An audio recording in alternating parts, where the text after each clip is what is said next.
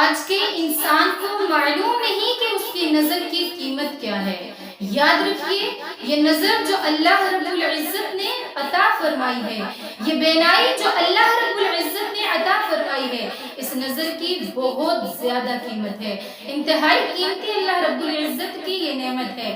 آج اگر دنیا میں ہم اس نظر کی حفاظت کر لیں گے تو قیامت والے دن انہی نگاہوں سے اللہ رب العزت کا دیدار نصیب ہو جائے گا۔